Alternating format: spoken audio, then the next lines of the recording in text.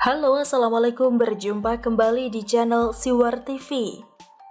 Formula E batal di Monas, bukti hamburkan duit rakyat. Ditulis oleh Anto Cahaya. Proyek ambisius Anies Baswedan untuk tetap selenggarakan Formula E sampai detik ini masih cukup hangat dibicarakan oleh rakyat. Di tengah aksi penolakan wakil warga DKI Jakarta sampai rencana digulirkan interpelasi fraksi PDIP dan PSI yang akhirnya digagalkan oleh rekan-rekan mereka sendiri dari fraksi lainnya. Sejauh ini Anies lumayan sukses menjadi topik perbicaraan sejumlah pihak. Media seperti tak henti-hentinya memberitakan sepak terjangnya.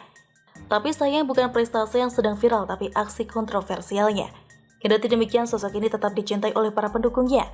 Mereka percaya, semua yang menantang dan tidak suka Anies Baswedan dipahami sebagai upaya menjegal nama Anies di pentas nasional.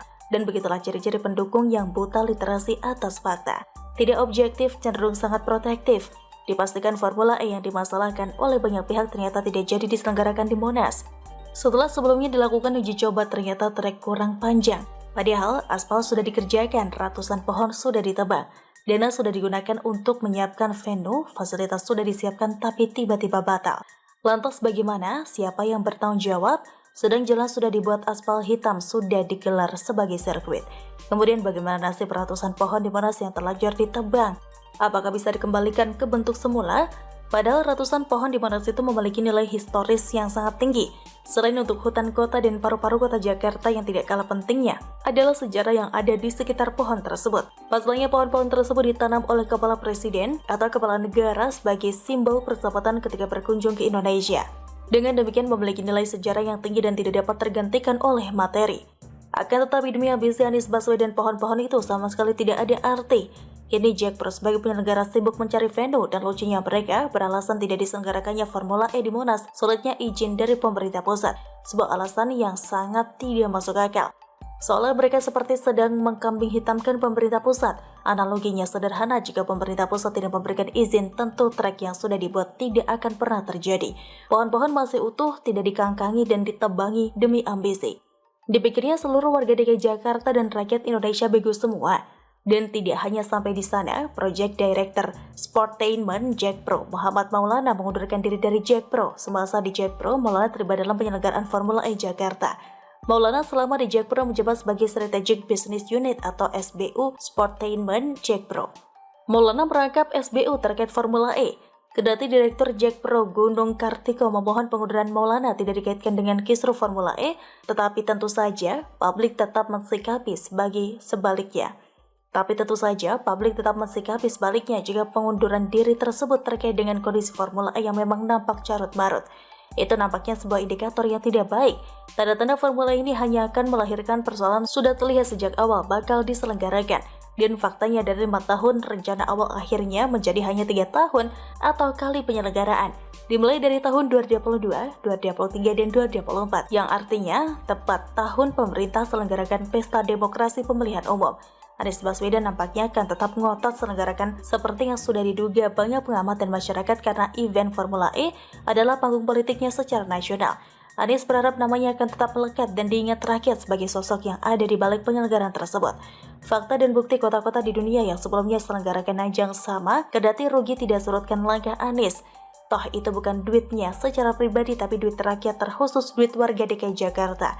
Untung dan rugi dipikir carry atau pikir belakangan, yang penting namanya tetap terjaga hingga 2024 nanti.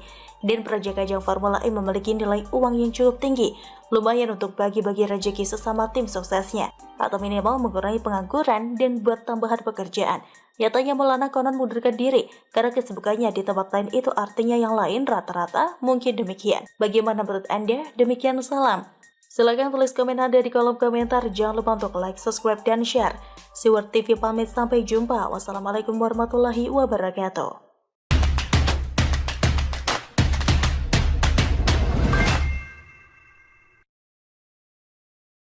Halo, Assalamualaikum, berjumpa kembali di channel Siwar TV. Buntu cuitan rasis ke orang Jawa Tengah, Natalius Pigai ditabok netizen dan dilap. Artikel oleh Niha Alif. Bagi peribahasa menepuk air didolang terpercik muka sendiri, itulah yang cocok menggambarkan watak dan perilaku Natalius Pigai yang belakangan viral akibat ucapan kontroversinya. Pigai yang telah melontarkan fitnah pada Jokowi dan Ganjar dengan membawa daerah Jawa yang katanya rasis ke orang Papua, kini malah dituntut balik atas ucapannya tersebut. Serupa kejadian yang menimpa wartawan Tirto yang menghina Jokowi, tapi jatuhnya malah rasis ke suku Baduy. Pigai akhirnya terkena akibat buruk dari ulahnya sendiri. Hal ini berawal dari kunjungan Ganjar ke Papua untuk mengawal atlet-atletnya berangkat dalam pertandingan PON atau Pekan Olahraga Nasional di Stadion Lukas NMB. Entah setan apa yang merasuki Pigai hingga ia mengunggah foto Ganjar memakai topi khas Papua disertai cuitan rasis. Jangan percaya orang Jawa Tengah, Jokowi dan Ganjar. Mereka merampok kekayaan kita. Mereka bunuh rakyat Papua. Injak-injak harga diri bangsa Papua dengan kata-kata rendahan, rasis, monyet, dan sampah. Kami bukan rendahan, kita lawan ketidakadilan sampai titik darah penghabisan. Saya penentang ketidakadilan. Demikian cuitan Pigai seperti yang dilansir dalam detik.com Sabtu 2 Oktober 2021. Netizen pun ramai mengomentari cuitan Pigai tersebut. Tidak sedikit yang mengancam karena menilai cuitan Pigai tersebut rasis karena membawa-bawa Jawa Tengah. Dimintai konfirmasi terkait hal itu, Pigai membantah dirinya rasis. Itu tidak ada rasis itu hanya dua oknum yang namanya Jokowi dengan Ganjar. Itu tidak ada rasis, kata Pigai saat dihubungi detik.com lewat telepon. Ke siapa rasisnya?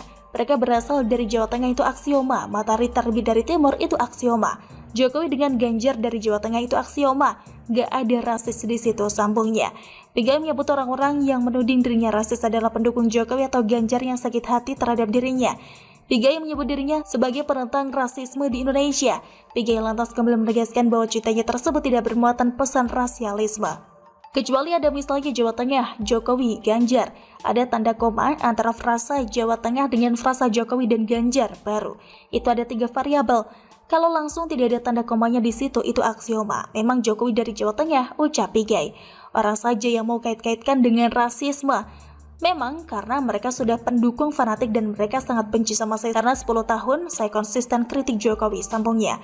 Ada netizen yang berkomentar seharusnya Pigai tidak usah membawa-bawa Jawa Tengah dalam cuitannya itu untuk mengkritik Jokowi atau Ganjar Pranowo. Diminta pendapatnya, Pigai santai saja merespons. Natalius Pigai dari Papua, coba siapa yang tersinggung? Gak ada, kecuali rasis itu Natalius Pigai, maaf ya. Natalius Pigai monyet, Natalius Pigai gorila. Nah itu rasis pak levelnya, sambungnya. Dalam cuitannya Pigai juga menuding bahwa Jokowi dan Ganjar rasis. Lantas apa yang menjadi dasar tudingannya tersebut? Dari 34 menteri, 1 orang Papua tidak ada. Itu perwujudan daripada apartheid dan rasialisme. Dia, Jokowi, melaksanakan tindakan rasisme. Kalau yang lain, ucapkan melalui verbal, kata Pigai. Kedua, misalnya Risma, Papua dianggap sebagai sampah. Jokowi tegur juga kagak, sambungnya. Terkait dengan tudingan Ganjar rasis, Pigai menyebut Ganjar 11-12 dengan Jokowi.